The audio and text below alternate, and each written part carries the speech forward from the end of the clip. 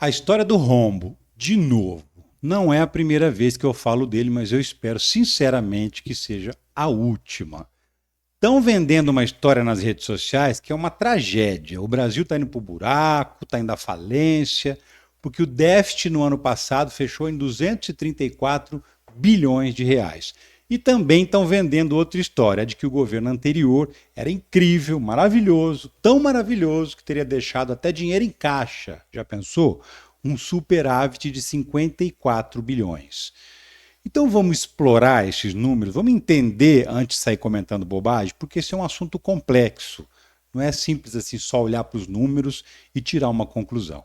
Eu sou o Ricardo Mello, o explicador-geral da República, e estou contando com aquela sua dedada no like para viralizar esse vídeo aqui. Engaja comigo, vai. Seguinte, saiu o resultado das contas públicas de 2023, apurado pelo IPEA, que é o Instituto de Pesquisa Econômica e Aplicada. O Brasil fechou com um déficit de 234 bilhões de reais. Seria motivo para você arrancar os cabelos de susto, se não fosse o fato de que esse número já era conhecido desde dezembro de 2022, quando o orçamento foi aprovado pelo Congresso Nacional. Está aqui nessa notícia de 22 de dezembro de 2022. Pois é, essa é exatamente a estimativa que já tinha sido feita antes mesmo do governo começar. Não tem surpresa nenhuma. Surpresa você vai ficar quando descobrir o que tem dentro desse déficit. Vamos lá? Primeiro a gente volta no dia 31 de agosto de 2022, portanto, ainda dentro do governo anterior. Foi ele que elaborou a primeira proposta de orçamento para 2023 e entregou para o Congresso. Estimativa de um déficit de 64 bilhões de reais. Sim, o governo anterior já previa um buraco nas contas e um buraco bilionário para o primeiro ano do governo que ainda ia começar. Só que além desse rombo, o governo anterior também cortou, em setembro de 2022, 60% da verba do programa Farmácia Popular. Ou seja, não deixou dinheiro no orçamento para comprar remédio para os pobres. Também em setembro de 2022, cortou 93% da verba do Casa Verde Amarela. Como você está lendo aí, não deixou dinheiro nem para terminar as obras que estavam paradas.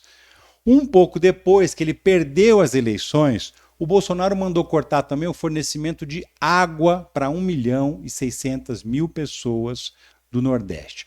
Mandou cortar água. Em novembro, ele cortou 50% do orçamento da saúde para 2023. Cortou dinheiro, por exemplo, para o combate ao câncer. Cortou 90% do dinheiro de combate à violência contra a mulher. Em vez de eu ficar listando tudo aqui, eu vou te dar uma dica. Escreve lá no Google, Bolsonaro corta verba, e olha só os resultados que vão aparecer para você. Então, além de já prever um déficit de 64 bilhões, ele ainda deixou o cofre quase vazio e ainda deixou no orçamento uma previsão de Auxílio Brasil, que é o atual Bolsa Família, de R$ 405 por mês e não de 600, que é o que é pago hoje. E como a cereja do bolo, também deixou de pagar 141 bilhões de reais em precatórios, que são aquelas dívidas que já venceram, que a justiça já mandou pagar, não tem mais para onde recorrer. E o que o governo anterior fez? Passou no Congresso uma PEC que autorizava o governo a simplesmente não pagar, a jogar para frente, no colo do próximo governo. Então, o governo anterior tirou grana dos programas que já existiam, que atendiam pessoas pobres. Se esse dinheiro não fosse recomposto, o novo governo simplesmente pararia em 2023, não teria dinheiro para nada. E foi nesse contexto que nasceu a famosa PEC da transição, uma autorização do Congresso para o governo gastar mais 168 bilhões de reais. Então, somando os 64 bilhões de rombo que já estavam previstos, mais 168 bilhões da PEC da transição, chegou-se ao número de 232 bilhões de reais de déficit em 2023. Vou repetir, eu estou falando de dezembro de 2022. De todos esses cortes que eu já falei, ainda ficaram 255 bilhões de reais em dívidas não pagas de 2022 para serem pagas em 2023. Então, mal comparando, é como se você não pagasse a água, a luz, a internet, a prestação da geladeira, o aluguel, e ainda ficasse comemorando porque sobrou uns trocadinhos na sua conta. Olha como eu sou um bom gestor, tem R$ 1.000 na minha conta esse mês. Tudo bem que eu não paguei quase nenhuma conta, mas o importante é que tem um dinheirinho lá. Fala para mim, honestamente, isso é superávit onde? Só no papel, né? Só na maquiagem contábil que é feita para ser divulgada na imprensa. Então, primeira coisa, oficialmente na papelada do orçamento, o governo fechou mesmo com um superávit de 54 bilhões de reais. Mas na prática, que é o que vale, não existiu superávit nenhum. E segundo, sim, 2023 fechou com um déficit de 234 bilhões, que já estava previsto desde o ano retrasado.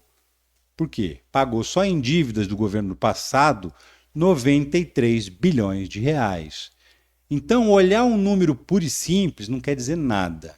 E é isso que tem uma galera que fica tentando enfiar na sua cabeça. A gente tem que olhar dentro desse número para entender do que se trata, porque infelizmente não é tão simples assim.